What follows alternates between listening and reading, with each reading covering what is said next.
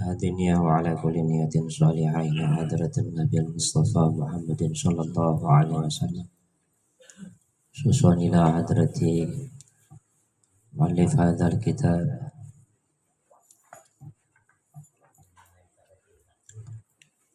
محمد بن محمد Al-Ghazali Syekh Abdul Aziz Mansur nafa'ana bi'ulumihi wa ila hadratihi نفعنا بعلومهم وبركاتهم وأمدنا بأسرارهم. الفاتحة. أعوذ بالله من الشيطان الرجيم. بسم الله الرحمن الرحيم. الحمد لله رب العالمين الرحمن الرحيم مالك يوم الدين. إياك نعبد وإياك نستعين اهدنا الصراط المستقيم صراط الذين أنعمت عليهم غير المغضوب عليهم ولا الضالين. بسم الله الرحمن الرحيم. الحمد لله الصلاة والسلام على رسول الله Sayyidina Muhammadin ibni Abdillah la hawla wa la quwwata illa billah amma ba'du subhanaka la ilma lana illa ma 'allamtana innaka antal alimul hakim rabbi shrah li sadri wa yassir li amri wahlul 'uqdatam min lisani yafqahu qawli. Para jamaah, teman-teman, ikhwan zikir, manakib dan khawazakan yang dirahmati Allah Subhanahu wa taala. Alhamdulillah, kita panjatkan puji syukur kehadirat Rabbi, salawat teriring salam tercurahkan kepada Nabi kita Nabi besar Muhammad sallallahu alaihi wasallam, juga kepada keluarganya, kepada para sahabat, para tabi'in. Sebelum memulai zikiran sebagaimana biasa kita adakan ta'lim untuk beberapa menit, mudah-mudahan Allah berikan manfaat ilmu, menambah wawasan dan pengetahuan kita tentang agama. Bismillahirrahmanirrahim. Masih membahas di bayanil adab, di dalam menerangkan adab. Al-Imam Ghazali mengatakan wa man lam ya'rifillaha azza wa jalla lam yaqbal alaihi. Orang yang tidak kenal kepada Allah, orang yang tidak marifat kepada Allah Azza wa Jalla, maka Allah tidak akan menyambutnya. Wa man lam yata'addab bi amrihi wa nahyihi kana 'anil adabi fi uzlatin. Siapa yang tidak beradab, tidak mempunyai tata krama dalam melaksanakan perintahnya, tidak mempunyai tata krama dalam menjauhi larangannya, maka dia tercopot dari pengetahuan adab, dari tata krama adab. Orang yang ma'rifat kepada Allah, tidak ma'rifat kepada Allah, Allah tidak menyambutnya. Untuk mengenal Allah butuh proses pengetahuan. Ada ma'rifat bil asma, memulai mengenal nama-nama Allah.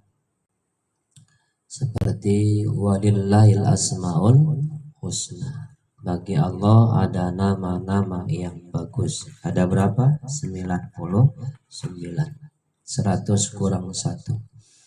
Ada ma'rifat kepada Allah, mulai mengenal lewat sifat-sifat. Lewat pengajian mengenal sifat-sifat 20. Tambah mengenal terus, tambah marifat dia. Ada mengenal Allah lewat af'alnya, perbuatan-perbuatannya. Apapun bentuknya, seseorang yang tidak mengenal kepada Allah, maka Allah tidak akan menyambutnya. Artinya bagaimana? Konektivitasnya dengan Allah tidak nyambung, maka sulit ya. Sementara ternyata teman-teman sekalian, dalam kita melaksanakan perintah Allah juga ada adab-adabnya, juga dalam menjauhi larangan Allah ada adab-adabnya ya. Jadi kalau kemudian melaksanakan perintah Allah tidak melalui adab-adabnya, sopan santunnya, maka tercopot dia dari pengetahuan adab. Contoh saja ketika seseorang melakukan bentuk syariat sholat, ya, ada syarat-syaratnya, ya, diantaranya harus suci dari hadas, ya, suci dari hadas dan kotoran baik pakaian maupun tempat. Dan ketika dia sholat udah mulai berwudu, ya, ada adab-adab wudunya, syariat seperti apa diatur dalam fikih. Bahkan ada wudu-wudu yang sifatnya wudu yang batin, ya, batin. Kemudian dia sholat juga bagaimana tata cara dia melaksanakan adab syariat secara fikihnya diatur oleh agama. Demikian juga dalam menjauhi larangan. Wa adabul khidmati al-fana'u an ru'yatiha ma'al mubalaghati fiha bi ru'yati mujriha. Sementara adab khidmah, adab melayani kepada Allah Subhanahu wa taala. Bagaimana adabnya? Al-fana an ru'yatiha. Dia memfanakan, ya, menghilangkan, membinasakan, mentiadakan penglihatan khidmah beserta dia melakukan khidmah itu sendiri dengan memandang biru'yati mujriha, dengan memandang orang yang menggerakkan khidmah tersebut, dat yang menggerakkan. Artinya ketika seseorang melakukan sholat, dia bisa berdiri, bisa ruku, i'tidal, bisa takbir, bisa membaca tahmid, tahlil di dalamnya, bahkan bisa sujud. Penghambaan khidmah terpuncak seorang hamba kepada Allah itu bukan atas dasar kemampuan dia sendiri. Dirinya tidak akan mampu untuk berdiri, hatta sujud tidak akan mampu. Semua atas gerak Allah Subhanahu wa taala bi qudratihi. Jadi fanakan diri kita ketika khidmat, bahwasanya kita khidmat itu pun atas gerak Allah Subhanahu wa taala. Jangan ada mengklaim bahwa kita mampu ibadah. Seorang bisa zikir 1000 kali, setiap zikir duduk di majelis ini la ilaha illallah 1000 kali, 450 hasbunallah wa ni'mal wakil ya latif 129 dan lain-lain. Apakah atas dasar kekuatan kita? Tidak. Fanakan,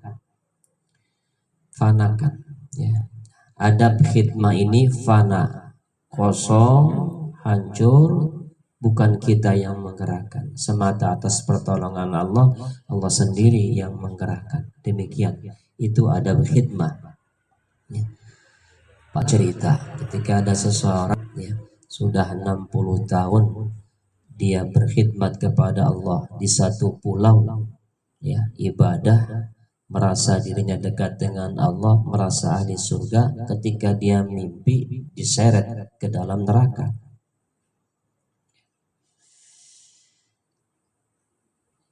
Dia yakin bahwa dia ahli surga. Kemudian ketika ditanya, ya, kenapa engkau dikatakan yakin ahli surga? Karena ibadah saya 60 tahun tidak bercampur dengan manusia, hanya sebatas ibadah kepada Allah. Di satu pulau tidak ada orang yang lain. Yakin.